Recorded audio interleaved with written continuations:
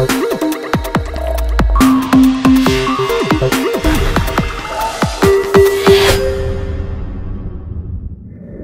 I be showing you my battle wound? Oh, so here I am back in the hotel room where I have been living for the last few months, basically off and on.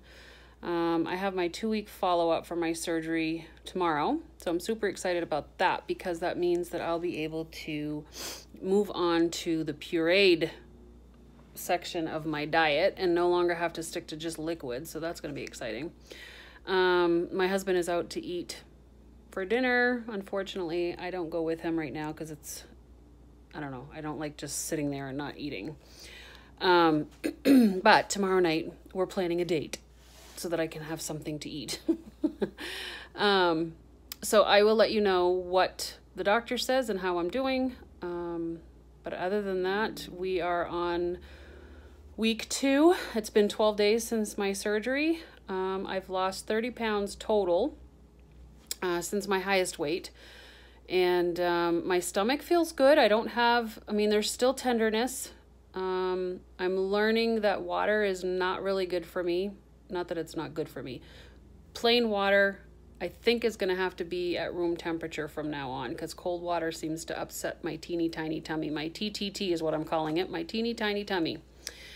But other than that, I've been able to tolerate a lot of things. I am also learning how much I can drink at one time, how often and how quickly, which is not very quickly because it will upset my stomach. It gives me that nauseous feeling and I get those sweats. Not that I haven't vomited, so I mean, that's a good thing.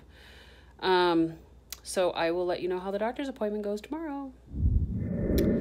So I'm back in my chair, back at the hotel. I had 3 appointments today. There was only supposed to be 2. I went in to see my surgeon and we removed all the bandages off my tiny little scars from my laparoscopic surgery. They look good, she said.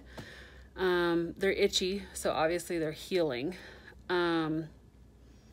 She asked about my heart. She was more concerned about my heart, to be honest with you. She did check, you know, everything else out.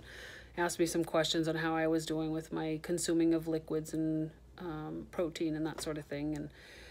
And before I left, she told me, she said, I really want you to go over to your cardiologist since you don't live here. I want you to show the record of your pressures and your pulse to her, and let's get your medicines straightened out. So I was like, okay, I'll do that, because I had been keeping records of my blood pressure and my pulse for the last 4 or 5 days.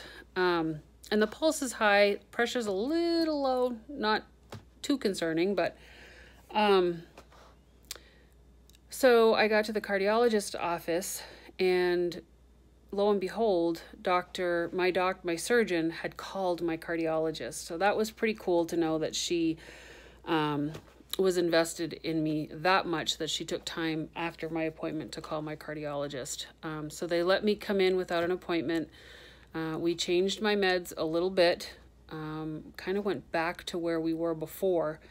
And she really thinks that it's just the stress of the surgery that has caused my heart to do some really wonky things, including the AFib. She wants to see me, because most of my issues happen upon exertion. So in other words, if I get up, if I stand up, if I sit down, if I'm laying down and I get up, taking a shower. The other day I went to the mailbox, which is about 100 feet away from my house. And it gets me to a point where I'm exhausted. Even talking a lot will do that too. So she wants me to kind of just do something every day that gets me to the point where I need to sit down, and then just go sit down. So in other words, don't push past it, but do something every day to help get my heart back into conditioning.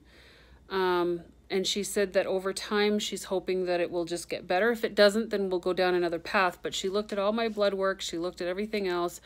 She doesn't feel that my aortic insufficiency has anything to do with this. It's not helping, but she doesn't think it's the cause of it. She just thinks that the stress of the surgery did this to my heart. So that's good, because that means that as I heal, my heart will also heal and it will get better, hopefully. So that's what I'm going to do. I'm not going to push myself. I am going to walk every day, maybe to the mailbox and back, and hope that it gets easier as days go by, and that my heart rate starts to come down when it's supposed to come down and elevate when it's supposed to elevate. Right now it's just staying elevated and it's not coming down. My resting heart rate is about 100. So it gets me out of breath. So then after that, I went to my dietitian appointment. That went really well. She said I'm above where I should be, which is pretty cool. I've lost about 32 pounds overall since my highest weight till now. So as far as the surgery goes, I'm doing really, really well. I can't tolerate water very well. It gives me kind of an upset tummy. But if I put something in it, it seems to be much better. And today she has approved me to move on to phase 4, which is the soft and puree stage. So I can start eating some actual protein, like meat, but have it really, you know, make it soft. I have to chew it enough that it's almost puree in my mouth. I think my first meal this afternoon or this evening is going to be cheesy eggs, scrambled eggs. I don't know how much I'll get in, but it's going to taste good in my mouth, and that's really all that matters. So we're now going to start the introduction of different foods to see how I tolerate them one at a time, she said. You know, if I want to try meat, try one type of meat at a time, not all in one day, that kind of a thing. So the first thing that I want to try is eggs. And she said if I mixed it with low-fat cheese, it would be great. So we're going to find a restaurant that does all-day breakfast, which we already know of one, and we're going to go to dinner together, which is the first time in over a month. So that's exciting. So things are going well. I am feeling a bit better. I am still tired a lot and get tired very easily.